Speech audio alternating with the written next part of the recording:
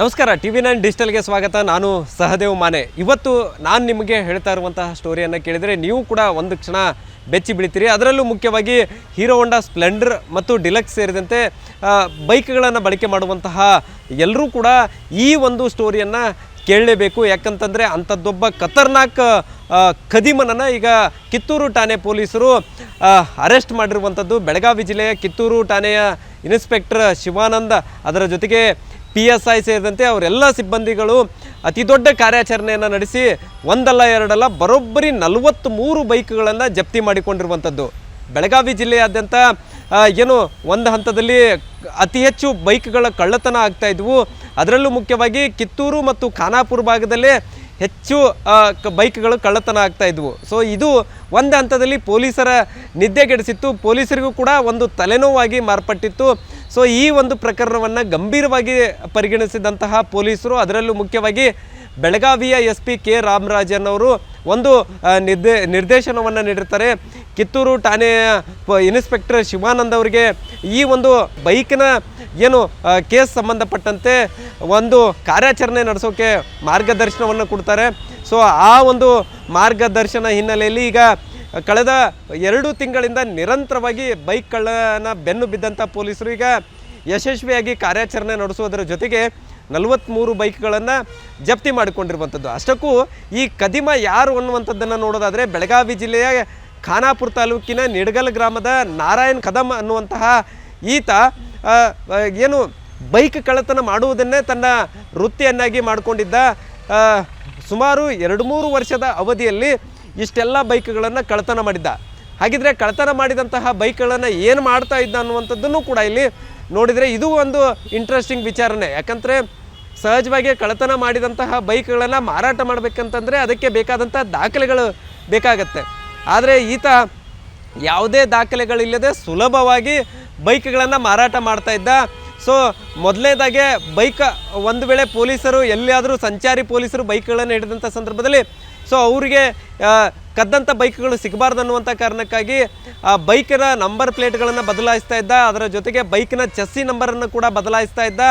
So ಆ ರೀತಿ ಬದಲಾವಣೆ ಮಾಡಿ ಗ್ರಾಮೀಣ ಭಾಗದಲ್ಲಿ ಈ ಒಂದು ಬೈಕ್ಗಳೇನು ಮಾರಾಟವನ್ನು ಮಾಡ್ತಾ ಇದ್ದ. ಕೇವಲ 10,000 to 15,000 ರೂಪಾಯಿಗೆ ಮಾತ್ರ ಬೈಕ್ಗಳ ಮಾರಾಟವನ್ನು ಮಾಡ್ತಾ ಇದ್ದ. ಮತ್ತು ಬೈಕ್ ಮಾರುವಂಥವರು ಕೂಡ ಆತನ ಸಂಪರ್ಕದಲ್ಲಿರುವಂಥವರೇ ಇರಬೇಕು, ಅಂಥವ್ರಿಗೆ ಮಾತ್ರ ಬೈಕ್ಗಳನ್ನು ಮಾರಾಟವನ್ನು ಮಾಡ್ತಾ ಇದ್ದ. ಏನು 43 ಬೈಕ್ಗಳನ್ನು ಮಾರಾಟ ಮಾಡಿದ್ರ ಪೈಕಿ ಈ ಕದ್ದಂಥ ಬೈಕ್ಗಳ ಪೈಕಿ ಈಗಾಗಲೇ ಸುಮಾರು 20ಕ್ಕೂ ಅಧಿಕ ಬೈಕ್ಗಳು ಈತ ಬಚ್ಚಿಟ್ಟಿದ್ದ. ನಿರ್ಜನ ಪ್ರದೇಶದಲ್ಲಿ ಒಂದು ಗುಡ್ಡಗಾಡು ಪ್ರದೇಶದಲ್ಲಿ ಬೈಕ್ಗಳನ್ನು ಬಚ್ಚಿಡ್ತಾನೆ. ಅದರ ಜೊತೆಗೆ ಇನ್ನುಳಿದಂಥ ಬೈಕ್ಗಳನ್ನು ಈಗಾಗಲೇ 10-15 ಸಾವಿರ ರೂಪಾಯಿಗೆ ಮಾರಾಟ ಕೂಡ ಮಾಡಿರ್ತಾರೆ. ಸೊ ಯಾವಾಗ ಕಿತ್ತೂರು ಭಾಗದಲ್ಲಿ ಈ ಒಂದು ಬೈಕ್ ಕಳ್ಳತನ ಪ್ರಕರಣಗಳು ಜಾಸ್ತಿ ಆಗುತ್ತೆ, ಸೊ ಆವಾಗ ಪೊಲೀಸರು ಪ್ರಕರಣವನ್ನು ಗಂಭೀರವಾಗಿ ತೆಗೆದುಕೊಳ್ತಾರೆ ಮತ್ತು ಎಲ್ಲಿ ಬೈಕ್ ಕಳ್ಳತನ ಆಗಿದ್ವು ಆ ಒಂದು ಪ್ರದೇಶದಲ್ಲೇ CCTVಗಳ ಪರಿಶೀಲನೆ ಕೂಡ ಮಾಡ್ತಾರೆ. ಕಿತ್ತೂರು ಬಸ್ ನಿಲ್ದಾಣ ಸೇರಿದಂತೆ ಮುಖ್ಯ ರಸ್ತೆಯಲ್ಲಿ ಎಲ್ಲೆಲ್ಲಿ CCTVಗಳು ಇರ್ತವೆ, ಸೊ ಅವೆಲ್ಲವನ್ನು ಪರಿಶೀಲನೆ ಮಾಡಿದಂಥ ಸಂದರ್ಭದಲ್ಲಿ ಒಂದು ಕಡೆ ಈ ಒಂದು ಏನು ಒಬ್ಬ ವ್ಯಕ್ತಿ ಬಸ್ನಿಂದ ಕೆಳಗಿಳಿದು ನಡೆದುಕೊಂಡು ಹೋಗುವಂಥದ್ದು ಗಮನಿಸ್ತಾರೆ. ಅದಾದ ಬಳಿಕ ರಾಷ್ಟ್ರೀಯ ಹೆದ್ದಾರಿಯಲ್ಲಿ ಈತ ಮತ್ತೆ ವಾಪಸ್ ಹೋಗುವಂಥ ಸಂದರ್ಭದಲ್ಲಿ ಬೈಕ್ ಮೇಲೆ ಹೋಗುವಂಥದ್ದು CCTV ಸಿಗುತ್ತೆ. ಆತ ಧರಿಸಿರುವಂಥ T-ಶರ್ಟ್ ಆಧಾರದ ಮೇಲೆ ಮೊದಲೇ ಹಂತದಲ್ಲೇ ಆತನನ್ನು ಗುರುತು ಪತ್ತೆ ಹಚ್ಚುವಂಥ ಕೆಲಸವನ್ನು ಮಾಡ್ತಾರೆ. ಇದಾದ ಬಳಿಕ AI ಟೆಕ್ನಾಲಜಿಯನ್ನು ಕೂಡ ಇಲ್ಲಿ ಬಳಸ್ಕೊಂಡಿರುವಂಥದ್ದು. ಸೊ ಇದೆಲ್ಲವನ್ನು ತಾಂತ್ರಿಕ ರೂಪದಲ್ಲಿ ಬಳಸ್ಕೊಳ್ಳೋದ್ರ ಜೊತೆಗೆ ಆತ ಯಾರು ಏನು ಗುರುತು ಪತ್ತೆ ಹಚ್ತಾರೆ, ಅದಾದ ಬಳಿಕ ಆತನ ಬೆನ್ನು ಬೀಳ್ತಾರೆ. ಆತ ಕಳ್ಳತನ ಮಾಡಿದಂತಹ ಬೈಕ್ಗಳನ್ನು ಎಲ್ಲಿಟ್ಟಿದ್ದಾನೆ ಅನ್ನುವಂಥದ್ದನ್ನು ಕೂಡ ಆತನ ಬಂಧನಕ್ಕೂ ಮುನ್ನವೇ ಮಾಹಿತಿಯನ್ನು ಪೊಲೀಸರು ಪಡೆದುಕೊಳ್ತಾರೆ. ಅದಾದ ಬಳಿಕ ಈ ಒಂದು ನಾರಾಯಣ್ ಕದೀಮ ಆರೋಪಿಯನ್ನು ಬಂಧನ ಮಾಡ್ತಾರೆ. ಬಂಧನ ಮಾಡಿದ ಬಳಿಕ ವಿಚಾರಣೆ ವೇಳೆ ತಾನು ಬೈಕ್ಗಳನ್ನು ಯಾವ ರೀತಿಯಾಗಿ ಕಳ್ಳತನ ಮಾಡ್ತಿದ್ದ ಅನ್ನುವಂಥದ್ದನ್ನು ಕೂಡ ಪೊಲೀಸರ ಮುಂದೆ ಬಾಯಿಬಿಟ್ಟಿರುವಂಥದ್ದು. ಸಹಜವಾಗಿ ಪಾರ್ಕಿಂಗ್ ಮತ್ತು ನಿರ್ಜನ ಪ್ರದೇಶ ಅಥವಾ ಹೆಚ್ಚು ಜನನಿಬಿಡ ಪ್ರದೇಶದಲ್ಲಿ ಬೈಕ್ ಯಾರೆಲ್ಲ ಹಚ್ಚಿ ಹೋಗ್ತಾರೆ ಅದನ್ನು ಸುಮಾರು ಒಂದು ಅರ್ಧ ಗಂಟೆ ಅಬ್ಸರ್ವ್ ಮಾಡ್ತಿದ್ದ. ಅದಾದ ಬಳಿಕ ಕೆಲವೊಂದಿಷ್ಟು ಡೂಪ್ಲಿಕೇಟ್ ಕೀಗಳನ್ನು ತಾನು ಮಾಡ್ಕೊಂಡಿದ್ದ.